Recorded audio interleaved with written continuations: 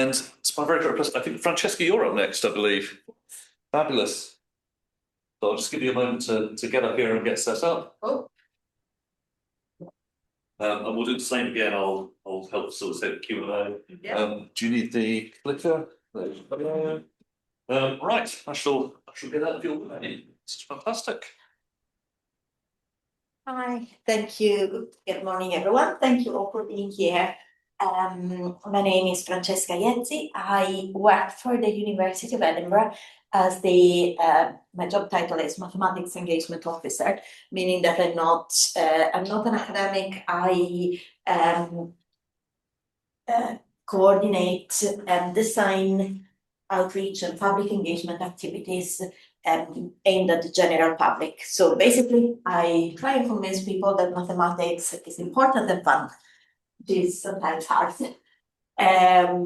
Well, I know it's not hard with you all, but it is with most people.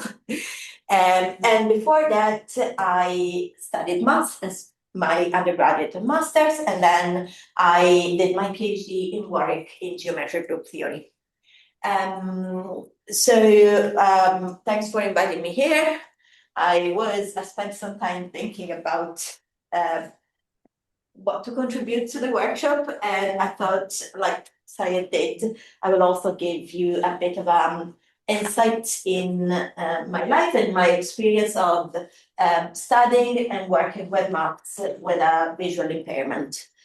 So I'm going to give you a bit of context about myself, what my visual impairment consists of, and the struggles, the main struggles and challenges I faced while working with maths, what I found most helpful. And then I will end up with some small things and some small tips or something that hopefully each of us could do in our everyday life and would make life much easier for visually impaired people. Then I think Andrew, who's going to go after me, could, confirm or contradict what I said, because in the end, all disabilities are different and no size fits all. But first of all, let me give you a bit of context about myself. Sorry, maybe it's more on my life than you want to know. Don't want to bore you, but anyway, so I was born in a small village in the south of Italy, so a very beautiful village, not the most affluent. And at birth I was diagnosed with albinism, which is the total lack of melanin. Now, this might not be very visible now because I dye my hair, but this is a photo of myself as a little girl. And now you may imagine that being born as an albino in the south of Italy, where everyone is dark, my parents must have had a bit of a shock when I was born. And also, well, I was raised in a small village. People were actually really kind, but not very used to disability. It was a bit less than 40 years ago, and many people around me, including my parents, probably thought that I wouldn't be able to travel or to leave the village or to live an independent life. I think they were very pleased to find out that they were wrong. So, then when I was 18, I moved to Pisa to study maths, and I did my bachelor and master degree there. Then I went to the Midlands to Warwick for my PhD in low-dimensional topology. And after that, I had a bit of a career shift. So in 2017, I moved up to the University of Edinburgh, where I've been working in my current role, which involves mostly mathematics communication. Again, a bit of context because every visual impairment is different from any other. So let me tell you a bit about how albino people see. So how could the lack of melanin, one may wonder, be related to visual impairments? And the reason is that melanin is quite important in the formation of the eye and the optic nerve at the fetal stage. So it's very difficult for me to tell everyone else how I see it because it's from birth. So everyone, I mean, I think in my mind, I see normally and everyone else has got a superhuman vision. However, let me try and explain. So usually albino people are affected by something called foveal hypoplasia, which means that the fovea, which is a part of the retina which is responsible for sharp vision, is not well developed.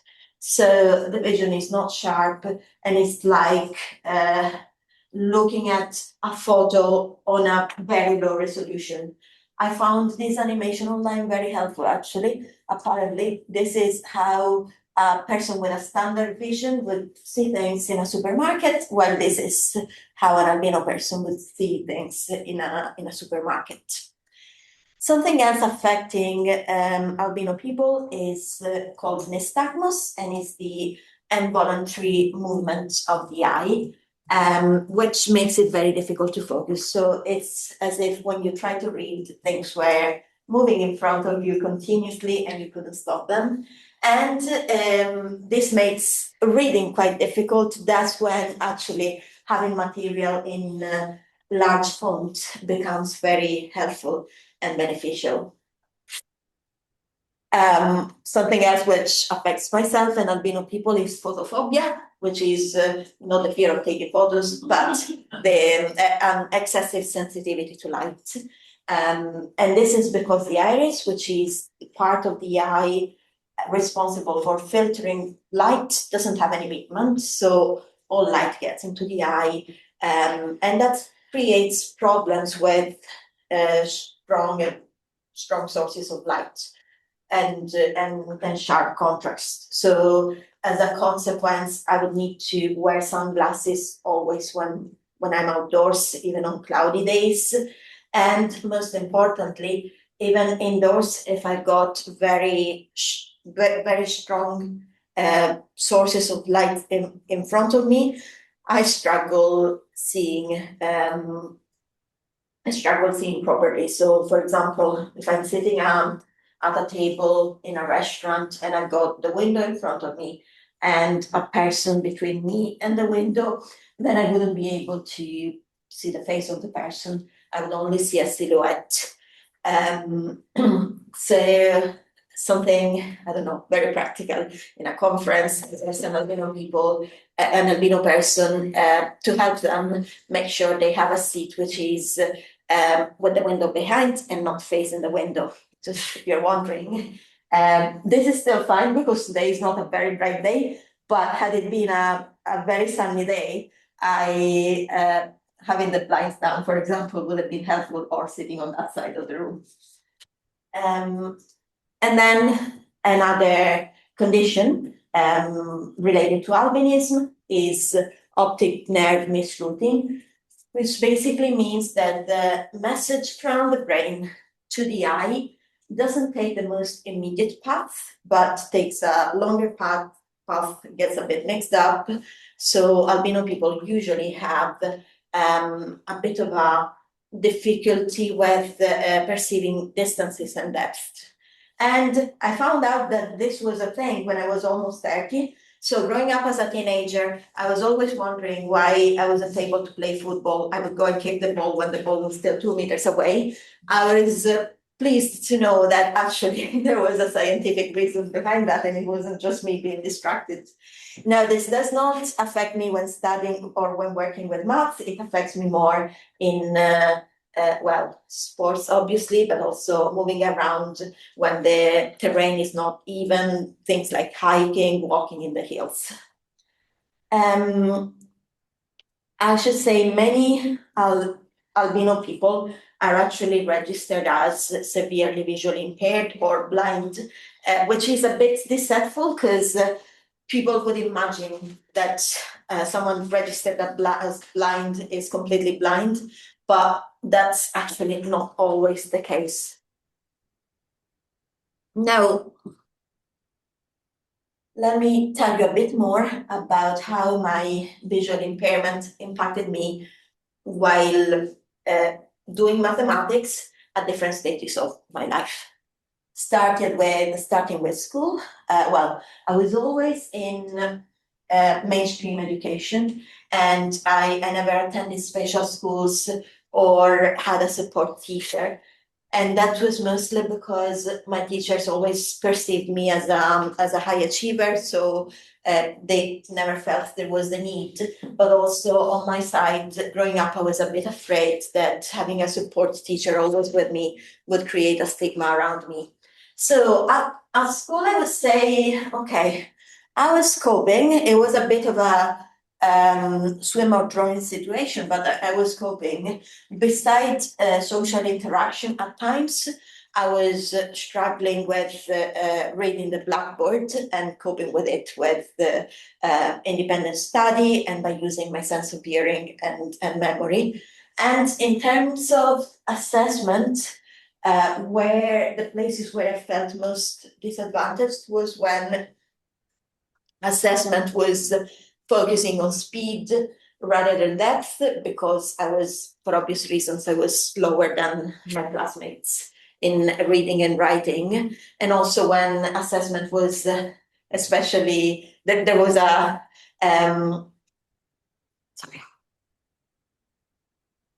there was an extreme stress on being tidy again.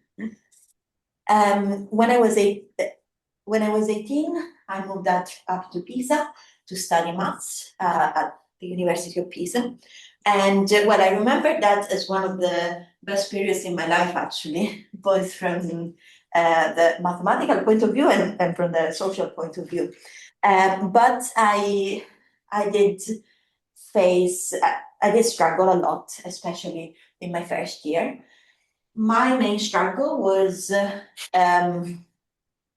following lectures, because as you all know, most mathematics is done and explained live, writing on the board, on the blackboard or whiteboard, which I can fully understand why, but it made it very difficult for me to follow lectures because I couldn't read what was written on the blackboard.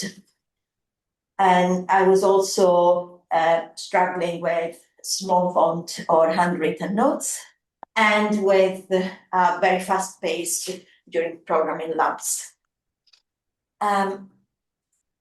What I would do differently, with hindsight, is the opposite of what we would like an undergraduate student to tell us, I know. But I'm realizing now that, well, lecture notes were not available. I would say were available for maybe a third of the courses I was following. So often I would go to the lectures thinking that it would be useful, but then I was just warming up my seat there and not really understanding what was going on. And I would have to do anyway a lot of independent study before exams.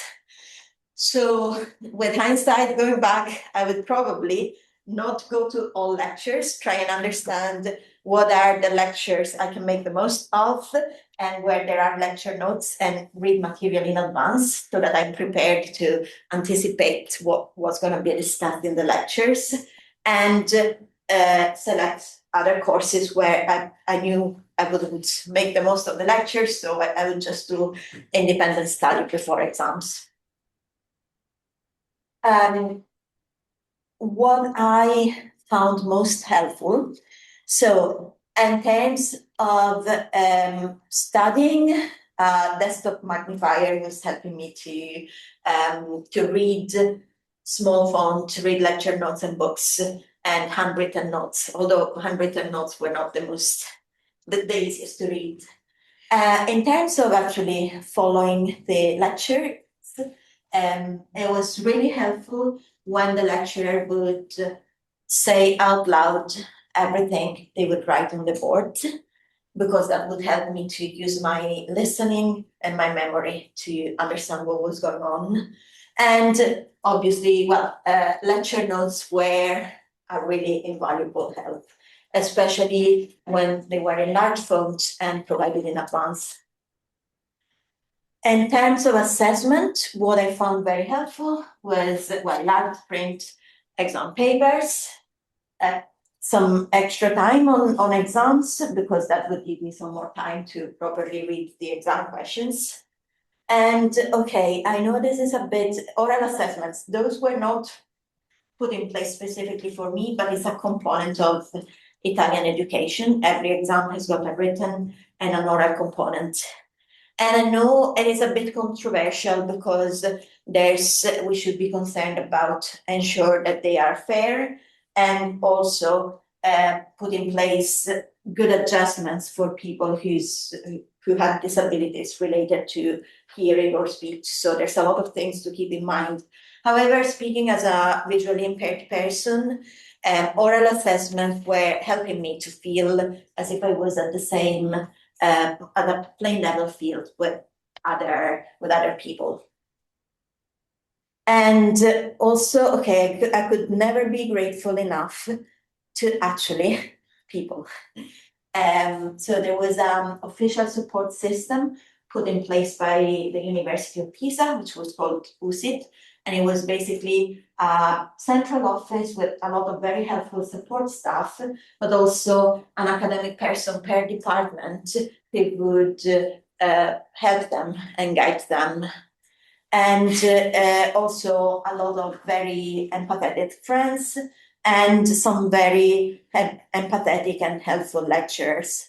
I can't lie that especially the first month at university was very hard. And there were many times where I went back home crying, thinking, oh, maybe maths is not for me. Maybe I will never get a degree in maths. Maybe I should move to another subject, which is more descriptive and less visual. And having people around me, both friends, but also some lecturers, even just doing small things like congratulating me on a good result or telling me, I know it's hard, how's it going? Are the lecture notes useful?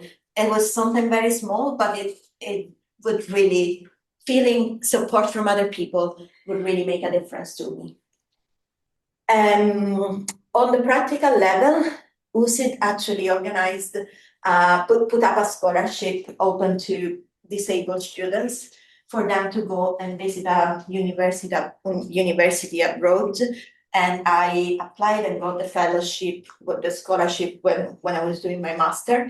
And that gave me the chance to go and visit the University of Warwick for a couple of months. And that's where I found out that something called a PhD existed. I wasn't aware of the existence of PhD programs at the time and could have been an option for me. And also that I could have been able to go abroad for a couple of years. So that's why towards the end of my degree, I decided that I was enjoying studying math. I wouldn't mind studying for another couple of years and decided to do a PhD.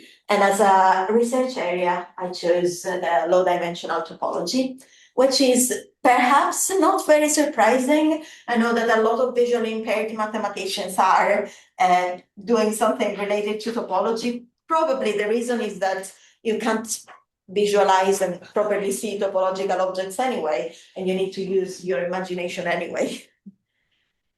So I ended up in Warwick for two main reasons. One is that it's a very good department for geometry and topology, and the other, more practical, they were the first to offer me a scholarship.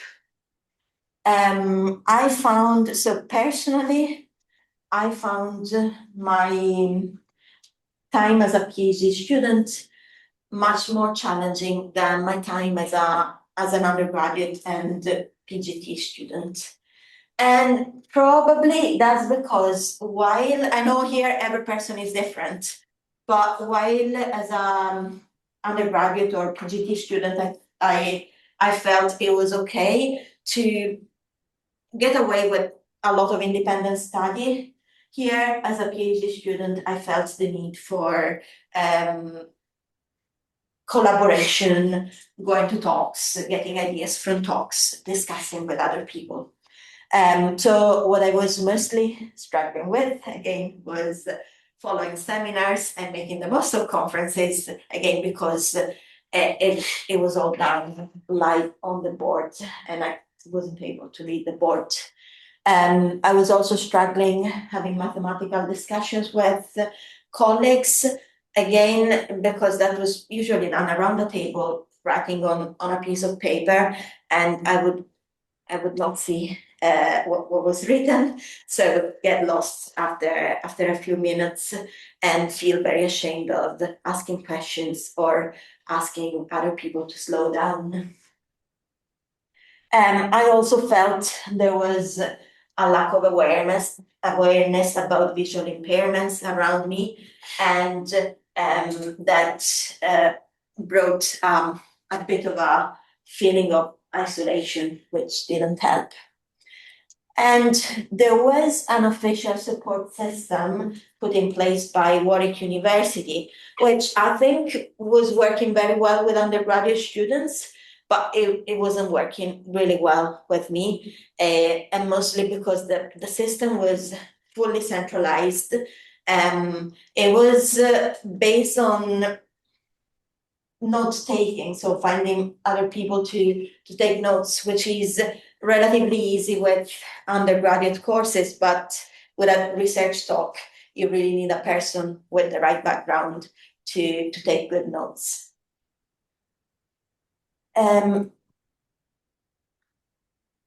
What I found helpful, well, how I tried to cope, well, in terms of when I was teaching and marking students' assessment, magnifier was a desktop magnifier was very helpful.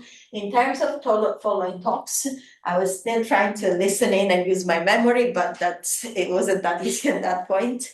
And I was trying to use a binocular. However, again, that didn't work too well because that meant that I was only able to see part of the board at the same time and not really able to take notes, which is taking notes is a useful way to fix concepts in my brain. What I think nowadays, had I done my PhD now and not 10 years ago, maybe there could something very beneficial and probably easier to put in place now would be if the talks were live streamed, because that would allow me to follow the talks, look at the blackboard on a monitor near me, and follow the talk, and also having a better awareness of disabilities and visual impairments amongst people around me. So what happened with me was that I basically disengaged with research towards the final year of my PhD, and I kind of lost motivation and enthusiasm for the wider field of research and started focusing only on my own project. Probably that was due to many reasons, many factors. I can't blame my visual impairment and lack of accessibility alone, but I'm pretty sure that that did play a huge role in my disengagement. However, towards the end of my PhD and during a brief postdoc, I found out I had a passion for communicating mathematics to non-experts, and that brought me to the next stage of my life. So in 2017, I applied for and got a job in Edinburgh as a mathematics engagement manager. So my job basically is quite broad. It consists of mathematical outreach and is quite broad. It goes from designing material for outreach activities, which is a lot of fun, to putting up and organizing events, which I find a bit less fun, to training undergraduate students to be good math communicators, to sometimes advising research on how to best communicate their research to a lay audience. So jokingly, I say that I went from this to this. And okay, I don't always play with cards and balloons, but there are the times where I do and even get paid for it, so it's but don't get me wrong, there's also a more boring part to the job. But yeah, no, anyway, I do enjoy a lot the variety of tasks that I do every day. So nowadays, in terms of challenges, I don't struggle that much following talks anymore, mostly because science communication is a completely different area. Most of the talks are use slides, so I would ask for the slides in advance and read them on my iPad. However, I do face some more general challenges, mostly having to do with reading small font, where handheld or desktop magnifier are helpful. Traveling around, both for meetings, so it's always a nightmare when I have to go for a meeting in a new building, in a building I've never been to. I do take always much more time and always slower than other people moving around and traveling for conferences. And here I would be lost without Google Maps. So I'm glad it's now and not 15 years ago. Networking is a big one, as we all know how important networking is in any job career. And it's a bit difficult to network if you don't see the people around you. And that can bring to a lack of confidence. Now, well, let me skip this because I'm running a bit behind. Let me finish off with some tips on something that we can all do in our everyday life, in our everyday job, and might make life easier to visually impaired people. So one thing is, when we're lecturing and using the board, it's useful if we can say everything that we write on the board and give name to statements and refer to previous statements with names. So avoid to say, because of this, then there this, and from that, this follows. But give names to things, because that would allow a visually impaired person to use their hearing and their memory to try and get the gist of what's going on. Raise awareness, and by the way, thank you for organizing this workshop.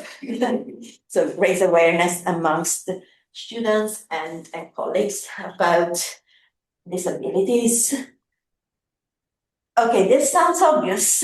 However, you might be surprised, more than half of the conferences I've attended didn't have questions about accessibility on the registration form. So when organizing a conference, try and have a question about accessibility needs and requirements on the registration form, so that you know in advance what participants need and whether you can cater for that or not, or how to best cater for that.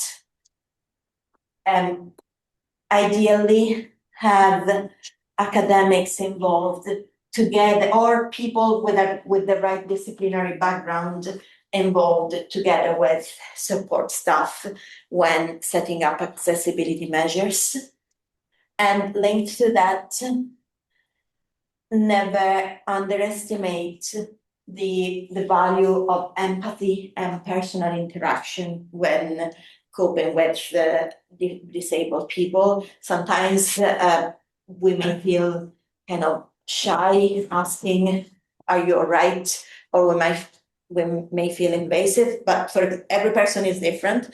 But for someone like me, I wouldn't see that as intrusive. I would see that as supportive. And also, every disability is different, and every person is unique.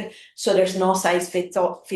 So there's nothing wrong in asking someone, "Is this okay?" Or "Do you need anything else?" Or "Do you need anything done a bit differently?" Thank you very much. This is my email address if you would like to contact me later on.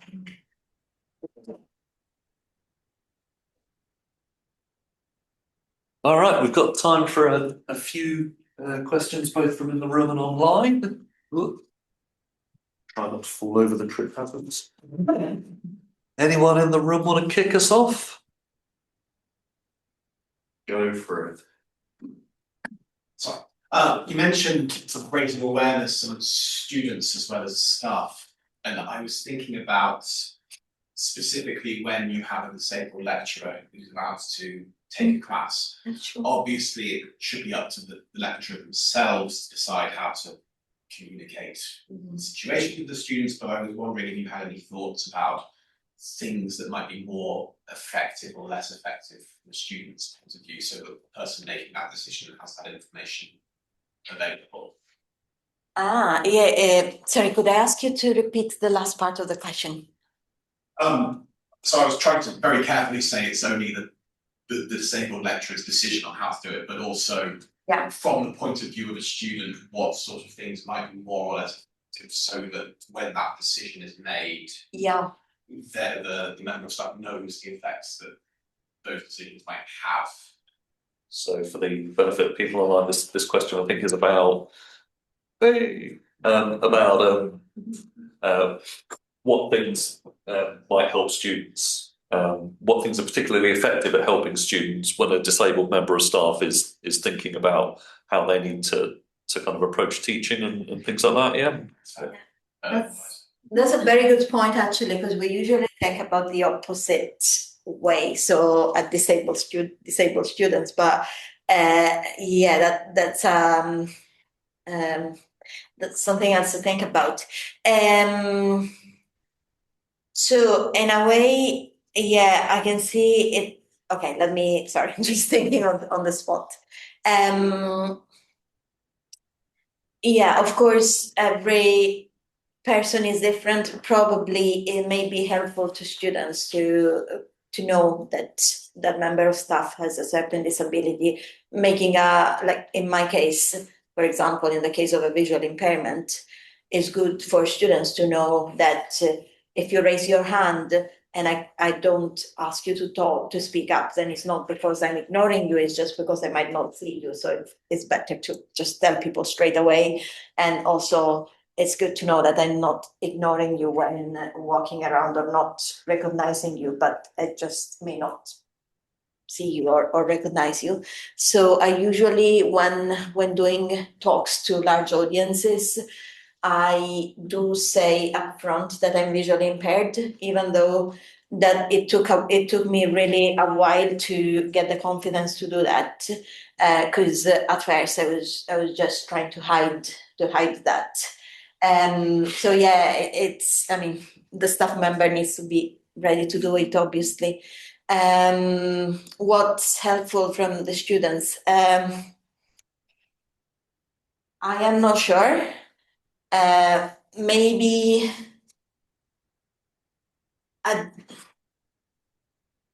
raising I think it goes down to the raising general awareness of what the specific disability means and could imply, so that the students don't misinterpret something that the staff member might say or do. I don't know whether that answered your question.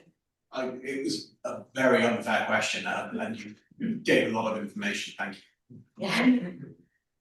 Have we got any online, Kim? One online? I'll come around and do my best reading from a screen.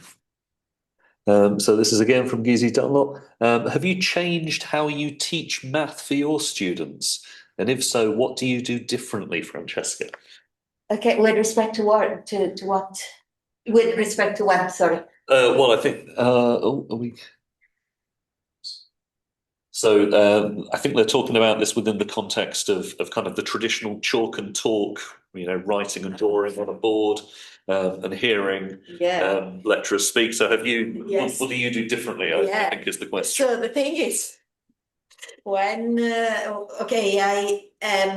I've never done large group lectures in a university setup, but I did tutoring to undergraduate students, and I did large group presentations as a part of mass communication and outreach events. No, I mean, I still use talking board. However, hopefully, I try my best to say out loud everything that is on the board or on the slides when I use slides. I also, when organizing events for the general public nowadays, I'm very careful to ask questions about accessibility needs on the registration form and try and follow up with people who come up with accessibility needs beforehand. So try and either email them or sometimes phone them just to understand what specifically the disability is and what sorts of adjustments are helpful. So it's mainly try to, rather than changing the method in principle, try and understand who's going to be there and what sorts of needs they have, and try and tailor the method I use on a case by case scenario. Brilliant. Oh, I know it's not very easy if you have 300 people. I know that. However, my tutoring to undergrads has mostly been small groups. Brilliant. Kind of follow up to that question, often we talk about accessibility needs in the context of teaching, but is there anything that should be done differently in the context of outreach? Because that's a kind of different kettle of fish sometimes. Yeah. Can I just repeat for the benefit of the people? Sorry for that. So the question is about what do we need to do differently in the context of outreach rather than within the context of teaching? Yeah. So I would say, so first of all, I found the context of research much harder than both the context of teaching and the context of the outreach. However, again, that's another different thing. In the context of outreach, let me think a second. Again, I think, I would say that the word from what I would see from my own experience, the word of science communicators is ahead with respect to other environments with respect to academia in sensitivity towards disabilities. So there's a lot of guidance about accessibility, from kind of having a quiet room if you organize a conference for a larger group of people, to always use microphones, to advising people to always face the audience and all things like that are anyway very good practice. As I was saying, every disability is different, so I think it all boils down to being very careful and very attentive to the people in front of you and whether they are able to understand or not, and try and on the spot. So yeah, sorry, I'm just walking up about a bit. I think there's a lot of guidance about how to make things easier for people who have the kind of most common disabilities. And okay, general advice about using microphones, don't talk to the wall, using large font, sending slides in advance, and so on, which is all great. But also there should be also a bit of a personal component about, again, try to understand who's coming to your events, what sorts of adjustments they would need, and try and target them as best as you can. In the end, there's also times where I tell people it's very difficult to put this in place, but if you have any questions, I'm very happy to stick 10 or 15 minutes after the event and answer any questions you might have. So there's also a bit of a thought. Right, thank you. I don't know whether that answered your question, sorry. That's brilliant. I'm just conscious of time, folks. So I think we need to thank our first two speakers for this morning. But giving up the time, we'll take a brief break. So thank you both very much.